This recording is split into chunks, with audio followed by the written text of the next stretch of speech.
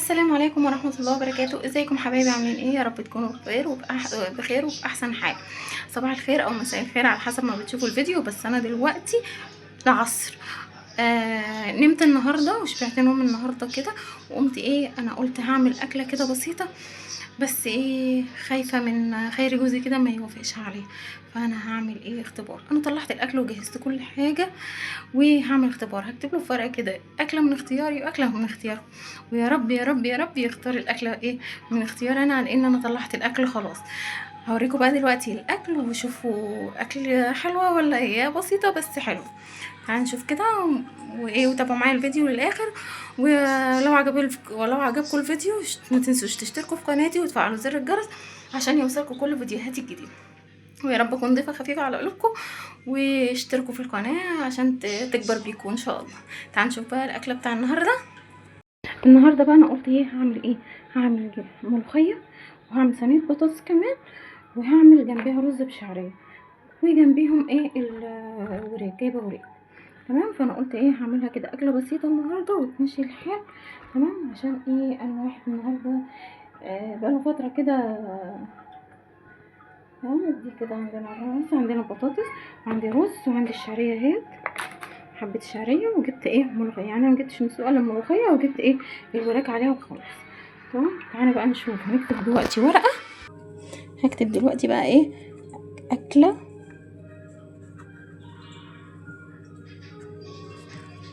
من اختياري. اكتب ده اكله من اختيارك، وشوف هيختار ايه. تعالوا نطلع بقى مع بعض كده بنفس الفيديو. خيري، صباح الفل عليك.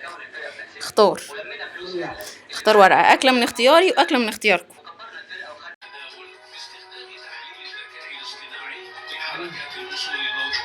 اكله من اختياري، توافقوا على اللي انا هعمله كله النهارده. دلوقتي يا جماعه، هو دلوقتي اختار اكله من اختياري انا. بصوا لو مركزين، لو الكاميرا تجيبها، اكله من اختياري. فانا هعمل الاكل بتاع النهارده وربنا يستر. تعالوا بقى نشوف نعمل اكل النهارده رحمه تسلم عليكم وقول لهم باي باي. باي باي. يلا نشوف الفيديو بتاع النهارده ونشوف وهنا بقى يا حبايب قلبي، تعالوا اقول لكم انا عملنا عملت جبت حله ديت ومليت 3/4 كده ميه لو باينه، وولعت عليها النار. دي لشوربه الفراخ. انا لما رحت جبت الغدا كانت رحمه عماله بقى تعمل لكم اعملوا لايك واشتراك وظبطوا الدنيا كده على ماما ما تيجي. رحت جبت الغدا وجيت غطينا الميه بقى كده وهنسيبها على ما تغلي. دلوقتي كانت علبه التوابل كانت فضيت. انا طبعا بجيب التوابل ديت بالتمن بقى بالربع على حسب ما بجيب، وبحطها في كيس اسود وفي التلاجة يا جماعه، في درج التلاجة. تمام. هي بتحب الرطوبه، يعني مكان رطب شويه. تمام. بتحتفظ بقى بريحتها والنكهه بتاعتها، بتبقى جميله قوي. وبفضي على قد حبه بحبه كده لحد ما ما يخلصوا. وخلصوا اللي يخلص بجيبه تاني. فبفضي بقى العلبه اللي عندي ديت، بتبقى بتاخد 4 انواع من التوابل، حاطه فيها كمون تقريبا وفلفل وكزبره وبابريكا. دي الحاجة اكتر حاجات انا بستخدمها يعني في جنب البوتاجاز قريب. يعني الحاجات التانية بقى اللي هي الكاري والكركم والحاجات ديت في اليمة التانية خالص. تمام. بقى بس فضيت بقى كده التوابل بتاعتي وظبطت الدنيا. قلت نزلت رحمة، طبعا نزلت بقى، وفضيت بقى التوابل. بجيب التوابل طبعا من عند حد ببقى واثقه فيه، التوابل بتاعته بتبقى حلوه قوي. بلاش يا جماعه الناس اللي هي بتبقى قاعده في السوق او محلات انتوا ما تعرفوهاش التوابل، لان في مشكله جدا كبيره قوي جدا في التوابل.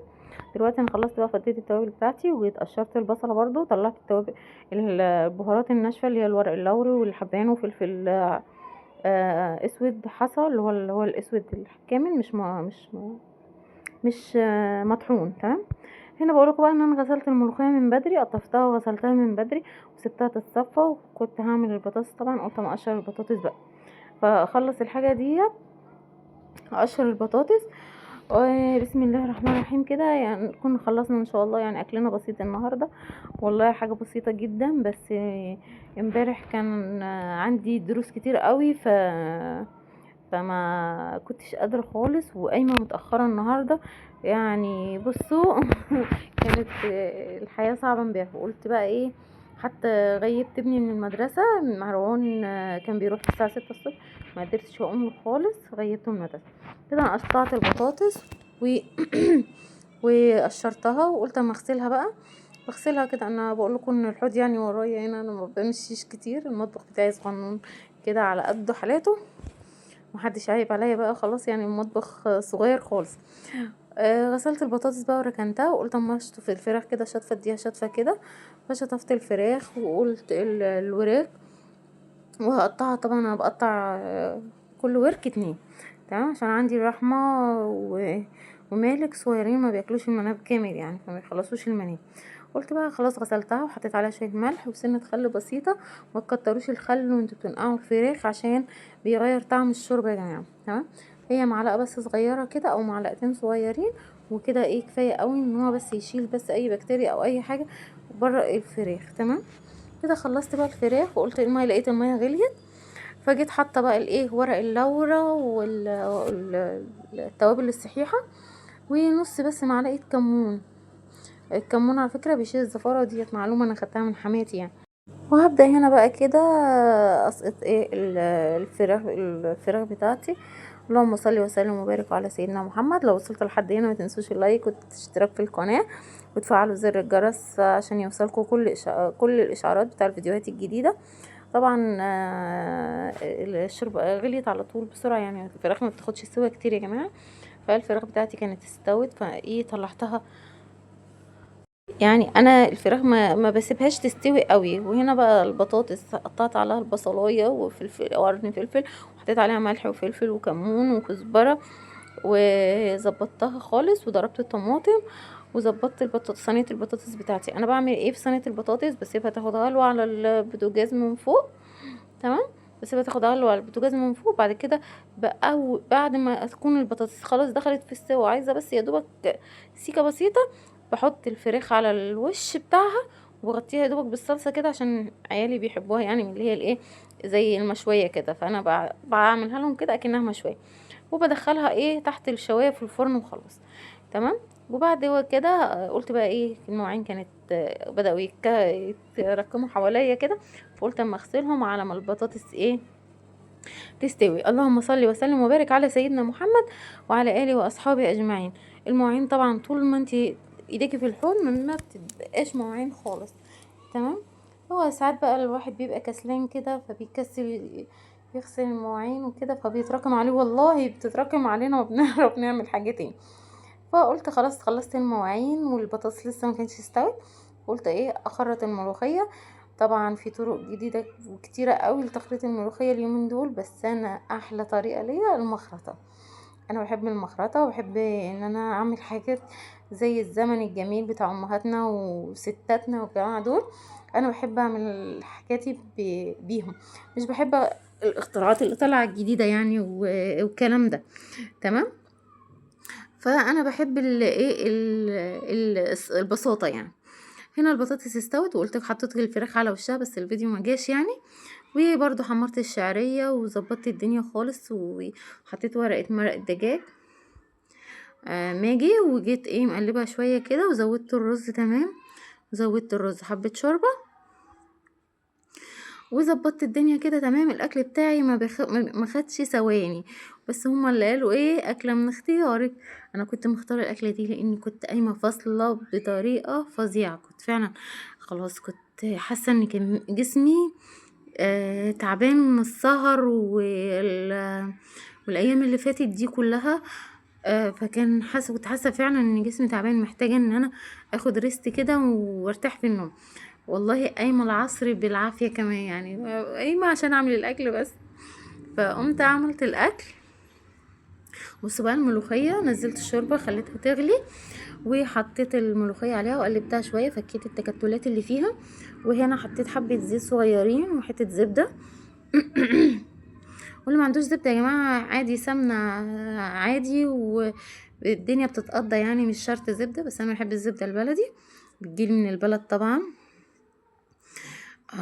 الله يرحمها امي، ما كانتش على طول كانت بتبعت لي الزبده البلدي دي، وانا دلوقتي بشتريها. يعني الله يرحمها، والله ادعوا بالرحمة كده لأمي وأبي وأموات المسلمين أجمعين. الله يرحمهم جميعا يا رب، ويغفر لهم ويسكنهم الفردوس الأعلى يا رب، يا رب العالمين. وينصر اخواتنا في غزة كده، وندعي لأهل غزة وأهل فلسطين ربنا ينصرهم وربنا يصبرهم على اللي هم فيه. والله الواحد مش بإيديه حاجة غير الدعاء ليهم، ربنا يصبرهم على اللي هم فيه يا رب وينصرهم إن شاء الله. دلوقتي بقى أنا خلاص عملت الطشة، فجبت الملوخية على العين ديت، وقلت هعمل ايه الطشه بتاعتي. والله مالك جالي من بره على صوت الطشه وريحتها، تقولي انت بتعملي ايه يا ماما، انت بتعملي ايه؟ انا فعلا الملوخيه كانت وحشاني جدا. انا ما كنتش اصلا هعمل ملوخيه خالص النهارده، كنت هطلع كيس بسله من الفريزر، وقلت ايه هعمل بسله ورز، وهعمل الوراك جنبيها كده وخلاص. بس وانا بجيب الوراك الراجل بتاع الملوخيه واقف. بصوا بقى، حسيت ان انا شميت ريحتها كده لوحدها كده، فقلت لا خلاص انا هجيب ملوخيه. جبت الكيلو ب20 جنيه، مش عارفه سعرها ايه دلوقتي، انا ما كنتش سالت عليها قبل كده يعني، بس هو قال لي ب20 جنيه، فجبت كيلو ب20 جنيه. انا كده بيقول لكم خلصت وفاضل هغرب بقى، يعني انا بقول لكم ان انا ايه هغرب خلاص. دلوقتي بقى انا غرفت الاكل كده، طلعت صينيه البطاطس اهيت، بسم الله ما شاء الله. بصوا الاكل ما شاء الله ليه طعم كده، تحس ان طعم زمان كده، الاكل بتاع زمان كده، بسم الله ما شاء الله. بصوا صينيه البطاطس بقى، أنا بحب الفراخ كده بقى، احنا بنحب الفراخ كده، وعيالي برضه بيحبوها كده، مش بيحبوها مسلوقه ومش بيحبوها متحمره في الزيت. اكتر الاوقات بعملها لهم في صينيه بطاطس كده، يا اما بشويها لهم في الفرن. استودعكم الله الذي لا تضيع ودائعه. السلام عليكم، واقابلكم في فيديو جديد.